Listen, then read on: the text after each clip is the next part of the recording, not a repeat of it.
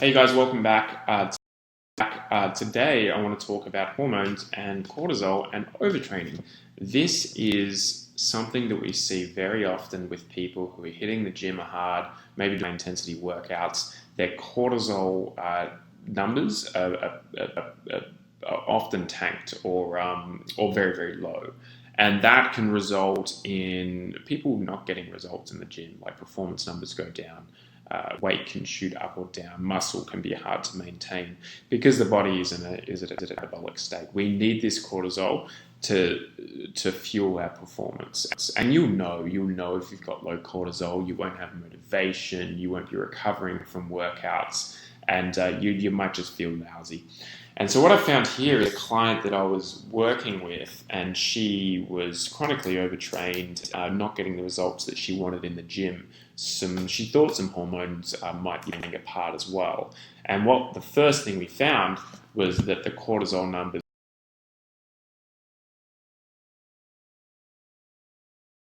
this should go, and then down in the PM, that's a high range there, but we're after about mid-range, and nighttime cortisol is really important to be because if it's too high, that's when we see people not being able to get to sleep, which is going to impact their recovery well. What we can see with this person, waking cortisol is not too bad, but then it really shoots down mid-morning, and nighttime cortisol is low as well, lower than would want.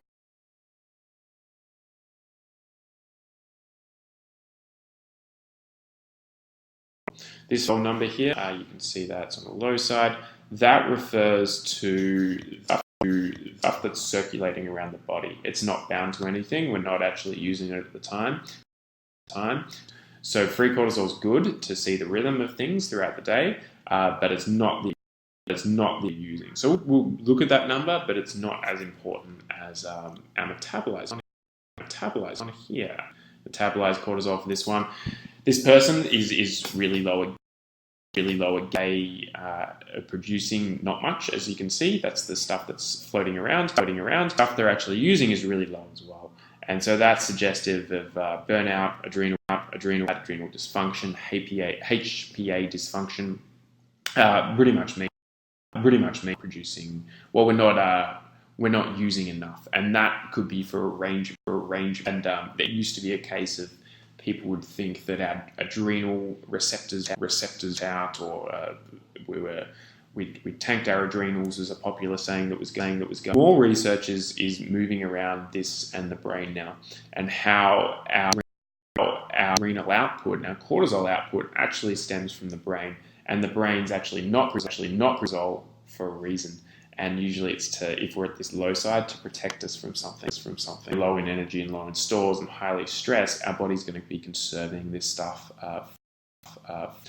Often we see these numbers with someone who's had a period of really high stress. They've been stressed for a long time due to, it can be a relationship thing, it can be a training thing as well. We often find that for people who are peaking all the time, they're off season.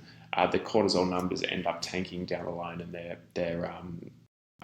performance depletes as well.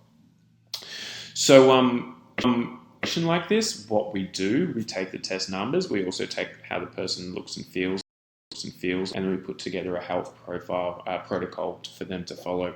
So, lifestyle implementations, getting to sleep on time, waking up with the sun is a really good idea. And movement-wise, we're going to do more strength training. We're going to do slower aerobic work as opposed to metabolic work, and really person's diet as well. Diet-wise, a diet with enough carbs. Low carb diets are a bad idea with this sort of adrenal insufficiency, and choosing nutrient dense foods is really important. Supplement-wise can be good. I do recommend some adaptogens, but not in place lifestyle that doesn't support it. For example, there's no point in taking adaptogenic herbs that ideally boost your cortisol if the sleep's not in place and if your exercise is aligned to your health values. So that's just a snapshot of what I do. I can use this Dutch test to health protocol for you to get well. If you want to get